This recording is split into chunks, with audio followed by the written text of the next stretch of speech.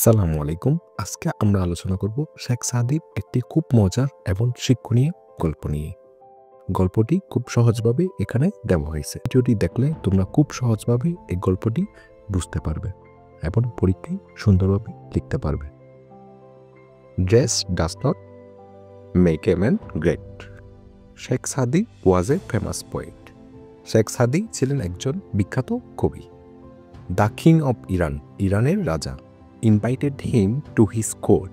ইরানের রাজা তাকে তার দরবারে আমন্ত্রণ জানান। ইনভাইটেড অর্থ হচ্ছে আমন্ত্রণ করা।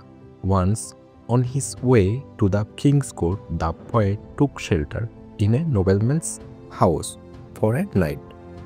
একবার রাজার দরবারে যাওয়ার পথে কবি এক সম্ভ্রান্ত ব্যক্তির বাড়িতে এক রাতের জন্য আশ্রয় নেন। হি ওয়াজ ওয়ারিং সিম্পল ক্লথস। তার পরনে ছিল সাধারণ পোশাক। The nobleman could not recognise হিম। সম্ভ্রান্ত ব্যক্তি তাকে চিনতে পারেননি।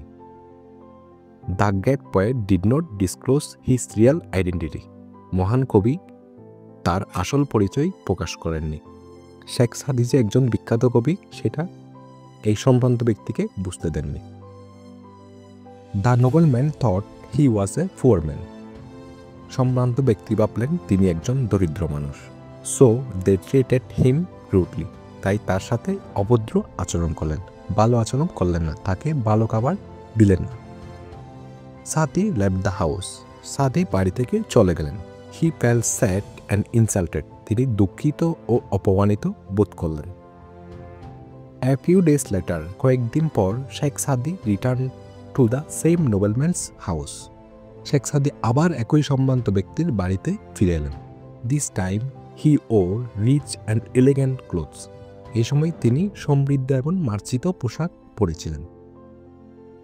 The nobleman and his servants welcomed him with great respect.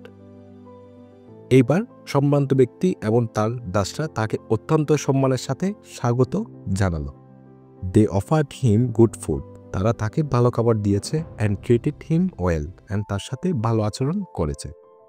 সাদি did not it the food. সাদি খাবার খায়নি। Instead he started putting the food into his Pockets. পরিবর্তে তিনি খাবারগুলো তার পকেটে রাখতে শুরু করেন।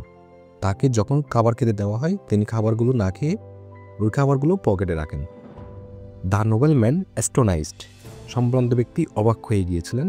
Asked the poet about his strange behaviour. সম্ভ্রান্ত ব্যক্তি অবাক হয়ে কবিকে তার অদ্ভুত আচরণ সম্পর্কে জিজ্ঞেস করলেন। Saadi calmly said, this food is for my clothes.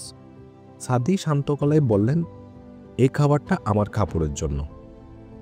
Last time when I wore simple clothes. গতবার যখন আমি সাদামাটা পোশাক পরেছিলাম। You did not respect me. তুমি আমাকে সম্মান করুন। Today you honour me because of this rich clothes. আজ আপনি এই ধনী পোশাকের জন্য আমাকে সম্মান করেছেন। The nobleman felt ashamed. সম্ভ্রান্ত ব্যক্তি লজ্জা পেলেন। হি বেগেড ফরগিভনেস ফ্রম দ্য পোয়েট। তিনি কবির কাছে ক্ষমা প্রার্থনা করলেন। মানে গল্পটির মূল কথা হলো শেখ সাদি একবার একটি সম্ভ্রান্ত ব্যক্তির বাড়িতে আশ্রয় নেন, কিন্তু সাধারণ পোশাক পরাই তাকে অপমানিত করা হয়। পরবর্তীতে তিনি সমৃদ্ধ পোশাক বা ভালো পোশাক পরে আবার একই বাড়িতে চলে যান, কিন্তু তখন তাকে সাদর অভ্যর্থনা ও খুব ভালোভাবে আপ্যায়ন করা হয়, খুব ভালো খাবার দেওয়া হয়। শেখ সাদি তখন বলেন, এই খাবারটি আমার পোশাকের জন্য, কারণ শেষবার যখন আমি সাধারণ পোশাক পরে এসেছি তোমরা আমাকে আপ্যায়ন করোনি, আমাকে অপমানিত করেছিলে, কিন্তু এখন ভালো পোশাক পরায় তোমরা আমাকে আপ্যায়ন করতেছো। তিনি বুঝিয়ে দেন যে একজন মানুষের সম্মান তার পোশাকের উপর নির্ভর করে না, বরং তার চরিত্র এবং কর্মের মাধ্যমে নির্ধারিত হয়। এই ঘটনা আমাদের শেখায় যে dress does not make a man great. এরকম সহজ ভাষায় সব কিছু শিখতে অবশ্যই এসকেস ওডিসিকে সাবস্ক্রাইব করুন।